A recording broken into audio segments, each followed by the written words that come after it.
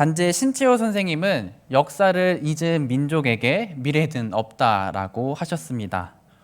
오늘 본문인 옛날을 기억하라, 역대의 연대를 생각하라, 내 아버지에게 물으라, 그가 내게 설명할 것이요, 내 어른들에게 물으라, 그들이 내게 말하리로다는 신명기 31장 30절부터 시작되는 모세가 가르친 노래의 가사 중 일부분입니다.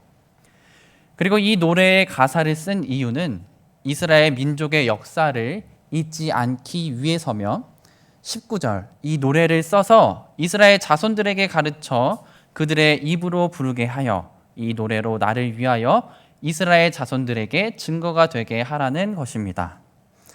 왜 옛날을 기억하라고 했을까요? 역대의 연대는 왜 생각해야 하며 왜 아버지와 어른들에게 물어야 하는 걸까요? 그럼 먼저 하나님께서 모세에게 노래를 쓰라고 하신 이유에 대해서 16절부터 18절을 통해서 살펴봅시다. 신명기 31장 16절입니다. 또 여호와께서 모세에게 이르시되 너는 내 조상과 함께 누우려니와 이 백성은 그 땅으로 들어가 음란히 그 땅의 이방신들을 따르며 일어날 것이요 나를 버리고 내가 그들과 맺은 언약을 어길 것이라. 하나님께서는 이스라엘 백성이 아직 가나안 땅에 들어가지도 않았는데 이스라엘 백성들이 하나님을 버릴 거라는 것을 이야기하십니다. 그리고 이스라엘 백성들이 하나님이 아닌 이방신들을 음란히 따르며 일어날 것이라고 말씀하십니다. 음란이라는 뜻은 어렴풋이 알겠는데 따르며 일어난다. 이 뜻은 무엇일까요? 원어를 보면 쿰이라는 단어로 일어서다, 일어나다, 서다라는 의미입니다. 이 단어가 종교 의식적 용법에는 거룩한 물건들과 성역들을 세우고 바치는 행위가 포함된 의미로 사용이 됩니다. 레위기 26장 1절을 보면 그 뜻을 보다 명확하게 알 수 있습니다. 너희는 자기를 위하여 우상을 만들지 말지니 조각한 것이나 주상을 세우지 말며 너희 땅에 조각한 석상을 세우고 그에게 경배하지 말라. 나는 너희의 하나님 여호와임이니라. 음란이 그 땅의 이방신들을 따르며 일어날 것이요는 음란이 그 땅의 이방신들을 만들 것이요라고 해석할 수가 있습니다. 그리고 이방신들을 만든 그들이 하나님을 버리고 하나님께서 그들과 맺은 언약을 어길 것이라고 말씀하십니다. 왜 그들은 하나님을 버리고 하나님과 맺은 언약을 어겼을까요? 왜냐하면 이스라엘 백성들이 가나안 땅으로 들어가 두 마음을 품었기 때문입니다. 그들의 마음의 중심에 계셔야 할 오직 유일하신 한 분 하나님이 아닌 물질의 신, 풍요의 신 등 이방신들의 우상을 만들었기 때문입니다.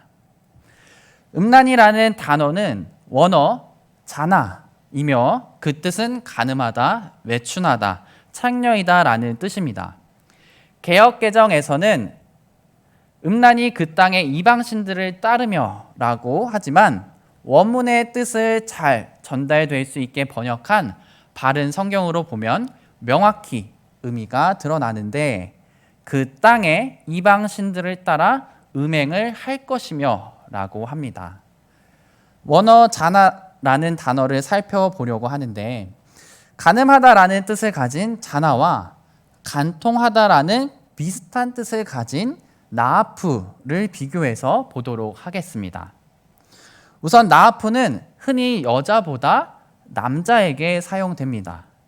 레위기 20장 10절 누구든지 남의 아내와 간음하는 자 곧 그의 이웃의 아내와 간음하는 자는 그 간부와 음부를 반드시 죽일지니라. 결혼한 사람과 그 또는 그녀의 배우자가 아닌 다른 사람 간의 성교를 나타냅니다. 호세아 4장 13절 14절을 보면 우리는 그 차이를 더 잘 알 수 있습니다. 그들은 산 꼭대기에서 제물을 드리며 언덕 위에서 분향한다. 참나무와 버드나무와 상수리나무 아래에서 그 나무 그늘이 좋다며 제물을 바친다. 그래서 너희 딸들이 행음하고 며느리들이 간음을 한다. 너희 딸들이 행음하여도 너희 며느리들이 간음을 해도 내가 그들을 벌하지 않겠다. 이는 너희도 창녀들과 음란한 짓을 했으며 신전 창녀들과 함께 제물을 바쳤기 때문이다. 백성이 깨닫지 못하면 망할 것이다. 결혼을 하지 않은 여자인 처녀를 의미할 때는 자나를 사용하지만 결혼을 한 여자를 의미할 때는 나아프를 사용합니다. 그런데 왜 이스라엘 백성을 지칭할 때 남성형도 아닌 여성형을 썼을까요?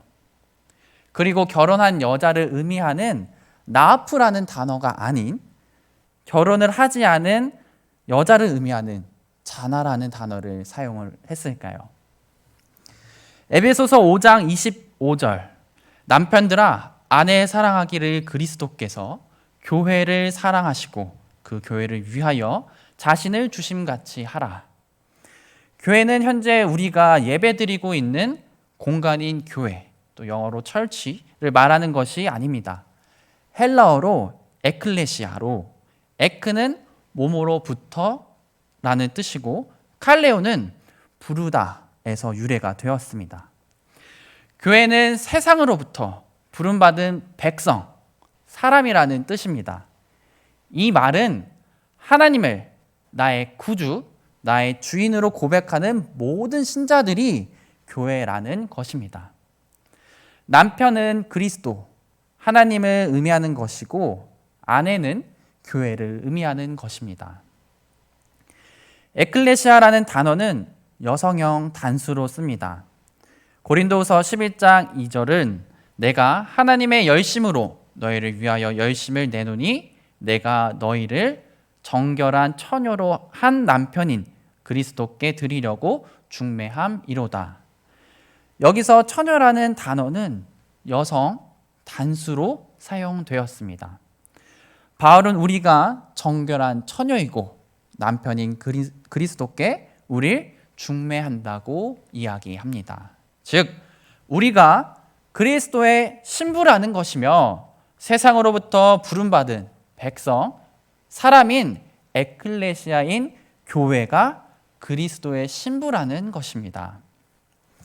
하나님께서 우리를 하나님의 신부로 부르셨기에 우린 그리스도의 신부로서 이 땅에서 정결한 삶을 살아 나아가야 합니다.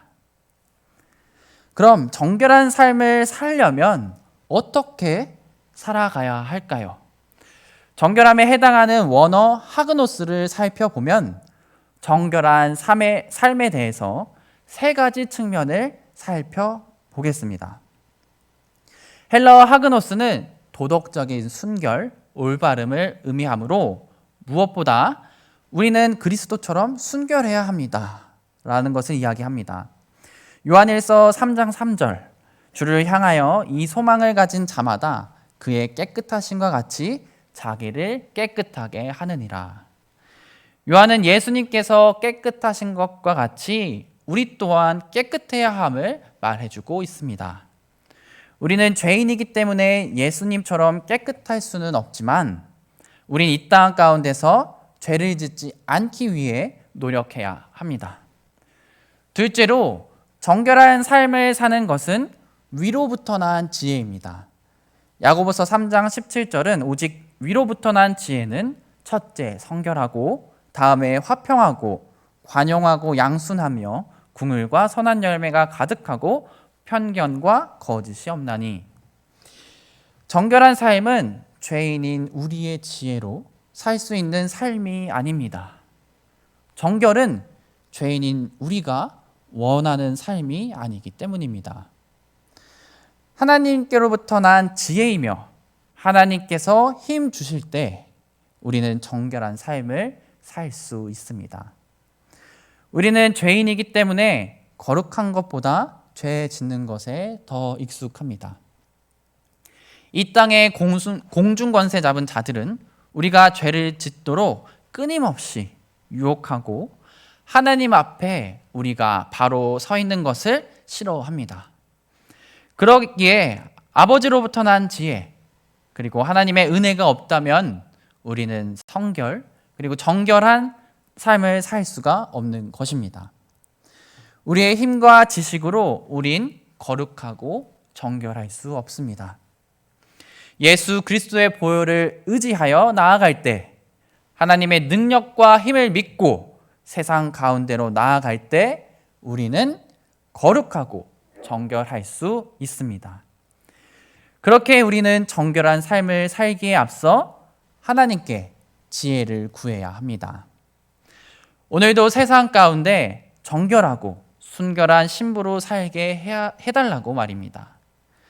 우리의 단순한 생각과 의지가 아니라 말씀을 읽고 묵상함으로써 내 안에 하나님의 말씀으로 채워질 때 우리는 전신갑주를 입을 수 있으며 세상과 싸워 이길 수 있습니다. 그렇게 우리는 하나님의 지혜를 사모하며 말씀 묵상과 기도 생활을 열심히 하며 성령님께 은혜와 능력을 구해야 합니다. 셋째로 우리가 말씀과 기도로 무장되고 하나님께서 주시는 지혜를 받았다면 우리는 정결한 행동으로 이루어 가야 합니다. 베드로전서 3장 2절 3절입니다. 아내들아 이와 같이 자기 남편에게 순종하라. 이는 혹 말씀을 순종하지 않는 자라도 말로 말미암지 않고 그 아내의 행실로 말미암아 구원을 받게 하려 함이니. 여기 모인 우리 중에 소위 뻐꾸기를 날린다고 하죠. 허울 좋은 말만 하는 사람을 좋아하는 사람은 한 분도 안 계실 것입니다. 우리는 말뿐인 사람이 되면 안 됩니다. 대한민국 사람들의 대표적인 인사가 우리 나중에 밥 한번 먹자, 밥 한번 꼭 먹자인데 여태까지 지킨 사람을 제가 몇 명 못 봤습니다. 이 말을 했으면 꼭 지키시길 바랍니다. 그리스도인은 행함으로 보여주어야 합니다. 행함이 없는 믿음은 죽은 믿음이라고 야고보 사도는 우리에게 말했습니다. 우리는 정결하고 거룩한 삶을 살기 위해 노력해야 합니다. 세상은 자꾸 우리들이 하나님께 집중하는 것을 방해합니다. 우리의 육신의 연약함을 공격합니다. 그리고 게으름을 공격합니다. 예를 들면 코로나 상황 가운데 본인은 아무런 노력도 하지 않고 게으르게 안일하게 행동하면서 막연히 교회는 위험하다고 생각하게끔 해서 예배를 하나님 위주가 아닌 사람 위주가 되게 합니다. 이러한 생각은 어떠한 생각에서 비롯되냐면 교회당에서만 하나님을 만날 수 있는 것은 아니야. 나는 편안하면 하나님께 더 잘 예배 드릴 수 있어. 나는 합리적이고 이성적인 사람이야. 지금 같은 상황에서 교회에 가는 것은 합리적이지 못하고 하나님께서도 싫어하실 거야. 라는 핑계에서 비롯됩니다. 우리의 육신의 연약함은 하나님과 세상 가운데에서 타협하게 만들고 죄를 짓게 만듭니다. 우리는 세상과 타협하면 안 됩니다. 성경을 통해서 깨닫고 배운 것을 행함으로 보여주어야 합니다. 우리는 신랑이신 예수 그리스도의 신부입니다. 유대인들의 문화 속에서 신부는 어떠해야 할까요? 정결하고 순결해야 합니다. 현재에도 중동에는 명예살인이라는 것이 존재합니다. 명예살인이란 자신의 딸, 누나 또는 친척이 육신적으로 처녀가 아니어서 당한 수치 때문에 그 여자를 죽이는 것입니다. 중동에서는 이것이 불법이 아닌 합법이었습니다. 우리는 결혼하기 전에 자녀가 혼수가 되는 시대 속에서 살고 있습니다. 하지만 성경은 그리스도가 깨끗한 것처럼 너희도 깨끗하라. 그리고 비둘기처럼 순결하라 라고 말합니다. 우리는 세상 앞에서 정결할 필요가 없습니다. 하나님 앞에서 정결해야 합니다. 우리의 신랑 되실 예수 그리스도 앞에서 당당하고 순결한 삶을 살기를 원합니다. 지금까지 우리가 살펴본 정결은 육신적인 정결을 말했는데 영적인 정결, 거룩은 어떠한 것일까요? 영적인 정결이란 당연히 하나님만을 오직 유일하신 하나님이라고 믿고 사는 것입니다. 십계명 1, 2계명에서 하나님께서는 하나님 당신 외에 다른 신들을 두지 말라고 하십니다. 그리고 인간인 우리를 위해서 우상을 만들지 말라고 말하십니다.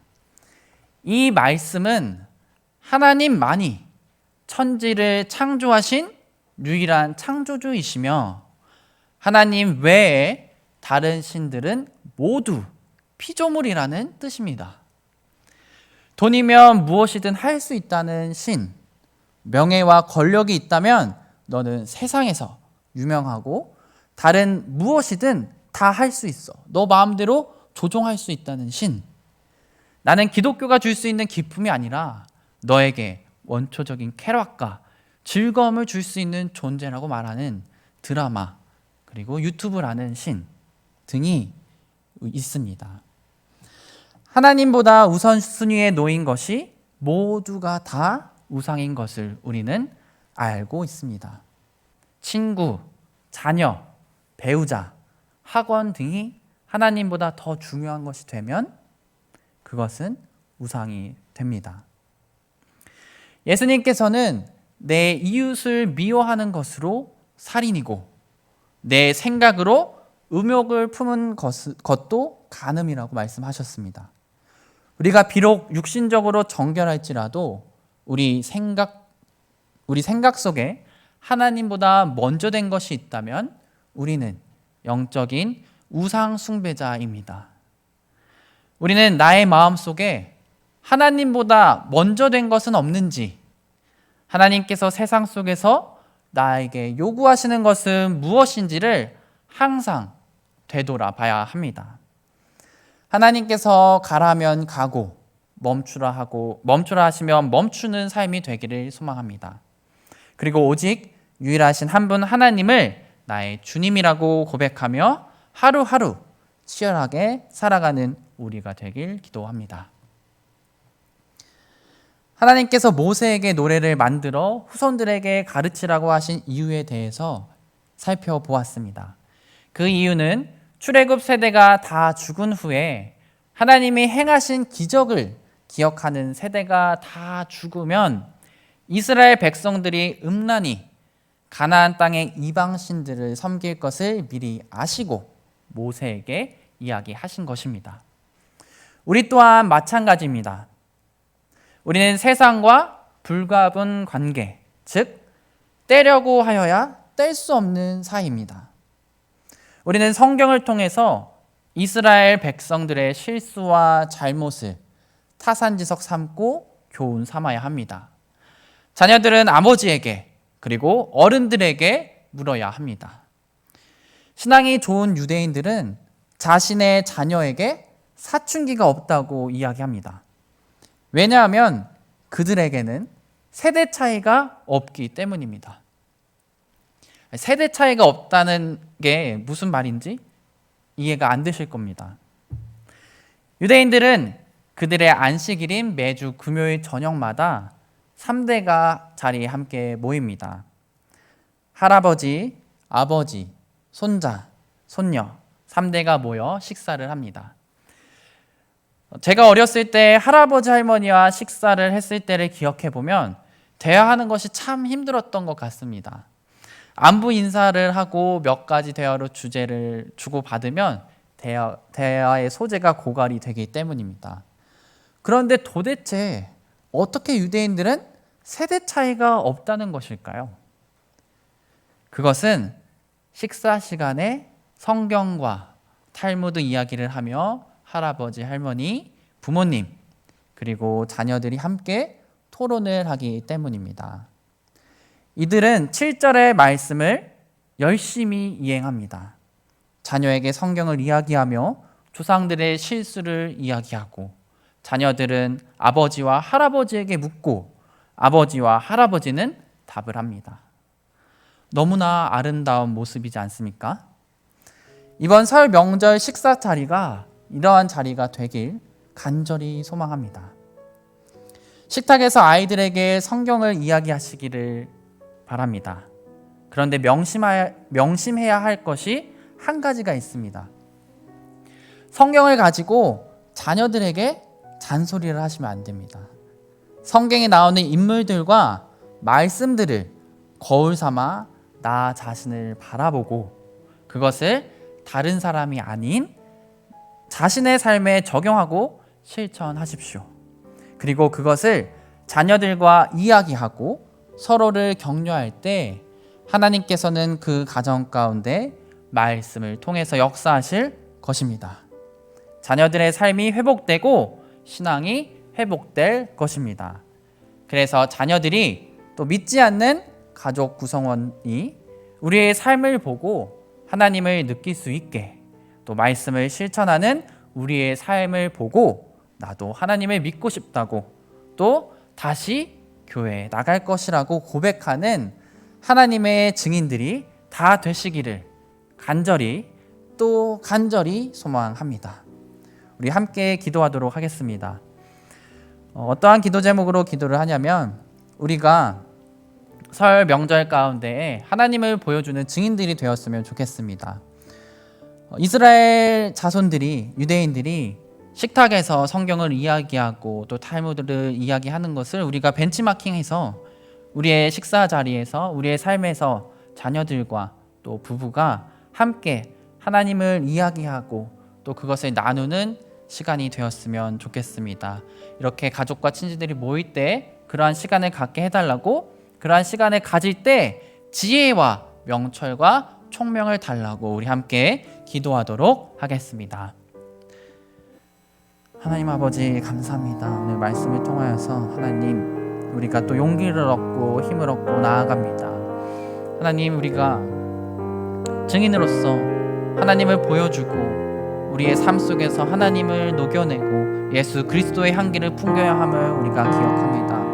하나님, 이번 설 명절 가족이 모일 때, 또 가족 친지들이 모일 때에 그 식사 자리에서 하나님의 은혜를 나누고 하나님의 말씀을 나눌 수 있는 시간을 허락하여 주시옵소서.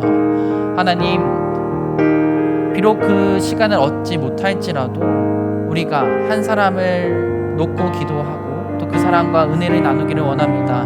함께 그 말씀을 나눌 때에, 은혜를 나눌 때에 하나님, 그 자리가 우리의 마음이 천국이 될 수 있도록 주님 도와주시옵소서. 그것을 시작으로 우리가 매년 명절마다, 매해 명절마다 하나님의 말씀을 나누고 또 하나님의 말씀을 실천하는 우리들이 될 수 있도록 주님 도와주시옵소서.